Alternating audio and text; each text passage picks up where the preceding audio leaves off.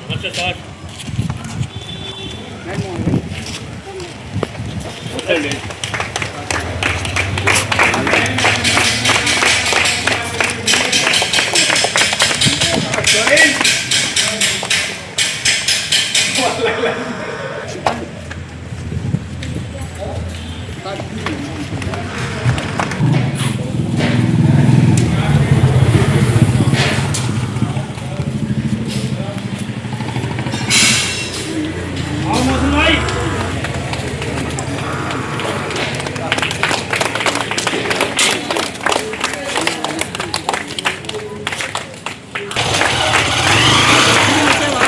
Okay sir.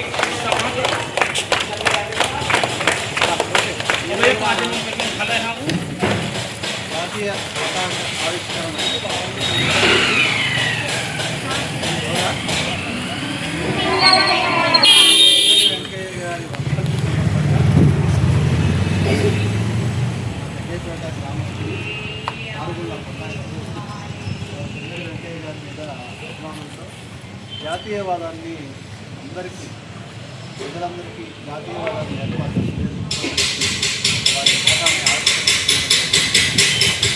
ఇవాళ మన వర్ధంతి సందర్భంగా గ్రామ ప్రజలు, ప్రభుత్వ వ్యాపారులు, కృష్ణ గారు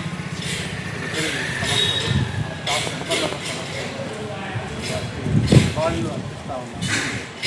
మీ అందరికీ తెలుసు, రాకముందు అనేక రకాలుగా ఉండేది భారత జాతీయ పతాకం. గాంధీ గారికి ఆలోచన అన్నీ పొద్దు తీసేది, ఒకటే ఉండాలి జెండా. ఆ జెండాను చూస్తే రెప్పరెప్పగా ఆడుతున్నటువంటి ఆ జెండాను చూసి మనలో జాతీయవాదం అనేది బాగా పెరుగుతున్నది. మీద ఎక్కడ మీటింగ్లో కూడా రాజకీయ నాయకులు కూడా కూడా కొండా గారు మరి ఆ 11 విగ్రహాల కార్యక్రమాలకి కంపల్సరీ ఆయన పోయి అక్కడ పిల్లగాళ్ళని కానీ రాజకీయ నాయకులు కానీ తీసుకెళ్ళి అక్కడ విగ్రహాలకి పోస్టర్లు వేయడం, ఆ కార్యక్రమాలు చేస్తాడు. పేదవాళ్ళకి బట్టల పంపిణీ కార్యక్రమం అట్లా చేస్తాడు. మరి ఆయన ప్రపంచ ఆర్యవేశ మహాసేవా కార్యక్రమానికి సంబంధించి చెప్పారు. ఏ ప్రపంచ ఆర్యవేశ మహాసభ కార్యక్రమానికి చెప్పారు. అంటే చిన్నప్రసాద్ గారికి, అంటే రామారావు గారికి, రామకృష్ణ గారు,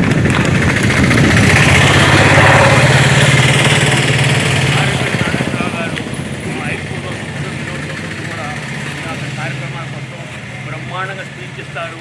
ఇక్కడ కూడా ఆ విగ్రహాలు ఓపెన్ చేసిన మహానుభావుడు మన నాగేశ్వరరావు గారే. నాగేశ్వరరావు గారు ఓపెన్ చేయడం స్టూడెంట్స్ కూడా ఈరోజు ఇక్కడికి వస్తే ఎంతో సందర్భం ఉంది. ఇంకో చోట ప్రోగ్రాంలు పెట్టి 5-10 మంది వస్తారు. స్టూడెంట్స్ ఉండడం వల్ల, నాగేశ్వరరావు గారు టీచర్ గారు ఉండడం వల్ల వాడు మంచిగా దారుగొండ కొండా గారు ఇటువంటి కార్యక్రమాలు చేసి పేదలకు సహాయ సహకారాలు అందియాలని, పేద విద్యార్థులకు కూడా సహాయ సహకారాలు అందియాలని ఆ భగవంతుడు కోరుకుంటూ అవకాశం ఇచ్చిన దారుగొండ కొండా గారికి ఒక్కసారి నమస్కారం తెలియజేసుకుంటూ సెలవు తీసుకుంటున్నాను. జోహార్ పెంగళంకయ్య గారు, జోహార్ పెంగళంకయ్య గారు. లేదు సార్, మా పిల్లలు, మా దగ్గర ఉన్న పిల్లలంతా పేదలు. మదర్ లేని వాళ్ళు ఉన్నారు, ఫాదర్ లేని వాళ్ళు ఉన్నారు, ఇద్దరూ లేని వాళ్ళు ఉన్నారు. మీరు ఏదన్నా చిన్న సహాయం పిల్లలకి అంటే మా స్కూల్ అడుగుతాం, ఫలానా క్లాస్కి అంటే 100 మంది ఉన్నారు, 7 మంది కానీ కొంతమంది మేము వాళ్ళకి మీరు ఏదన్నా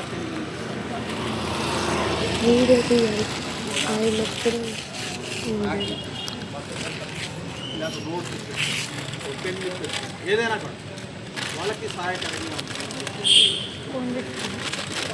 కార్యక్రమం ఈ రోజున ఆ జెండా చూడంగానే గర్వపడాలి. ఆ జెండా రూపకల్పన కోసం అనేక మంది రకరకాలుగా ఇచ్చారు. ఇచ్చినటువంటి వాళ్ళల్లో పిల్లలు ఎంతో గారు ఆప్తుగా ఉంది.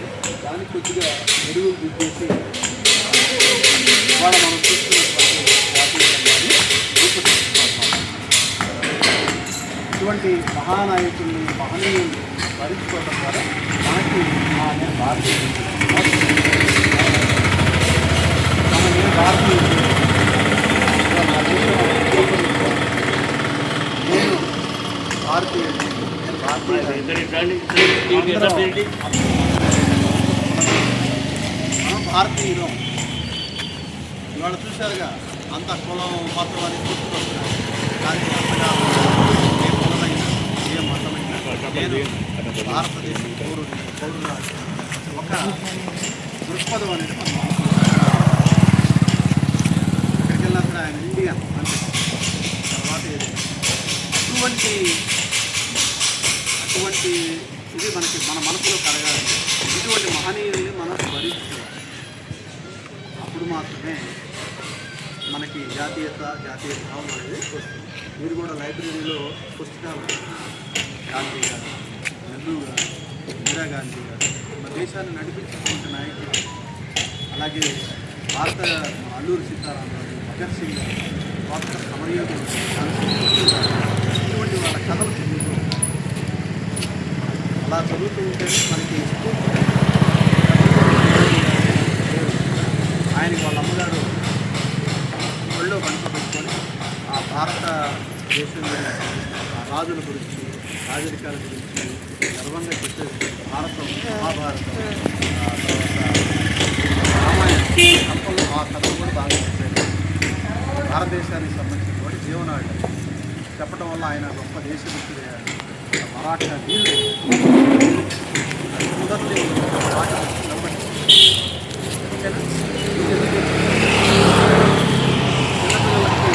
ఉండాలి. నేను మీకు తెలియాలి.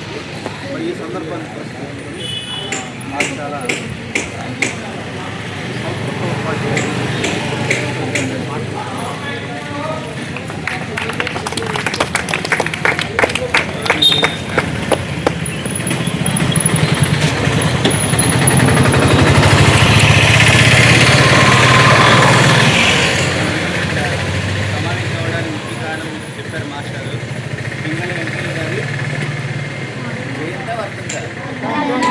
జయంతి అంటే పుట్టినరోజు, వర్ధంతి అంటే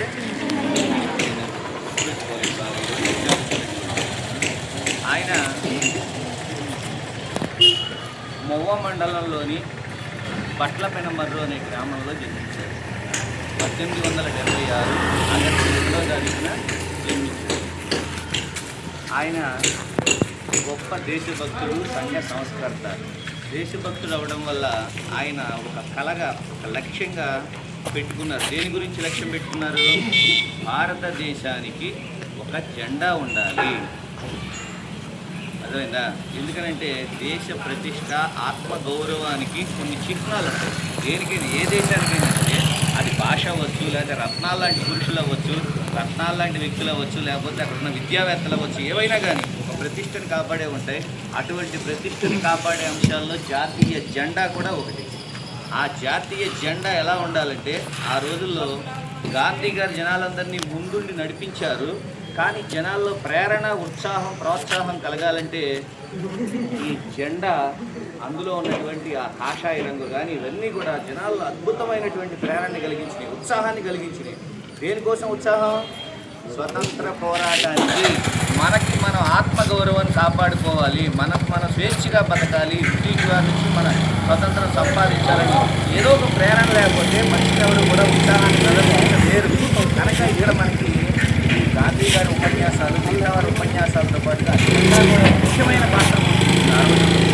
చాలా ముఖ్యమైన పాత్ర పోషిస్తుంది. మనకి స్వతంత్ర పోరాటం చేయాలి, సాధించుకోవాలి అనడానికి ముఖ్యమైన పాత్ర పోషిస్తుంది. అటువంటి జెండాని తయారు చేసి ఎవరైనా వెంకయ్య గారు 1921 అఖిల భారత కాంగ్రెస్ సమావేశాల్లో ఈ జెండాను ఆయన తయారు చేసిన జెండా, అంటే అప్పట్లో మధ్యలో రాట్నం గుర్తు, పట్టులు తయారు చేసే రాట్నం గుర్తు పెట్టి తయారు చేశారు. దానికి గాంధీ గారు అక్కడి నుంచి అది అనేక మార్పులు జరుగుతూ ఈరోజు ఈ ఉన్న అశోక్ చక్రంతో పాటుగా ఉన్న ఈ జెండా తయారైంది. ఏదైనప్పటికీ ఇటువంటి జెండా అద్భుతమైనటువంటి పాత్ర పోషించింది ఆ స్వతంత్ర పోరాటంలో. అలాగే కేవలం ఆయన స్వతంత్ర పోరాటంలో జెండా తయారు చేయడమే కాక ఆయన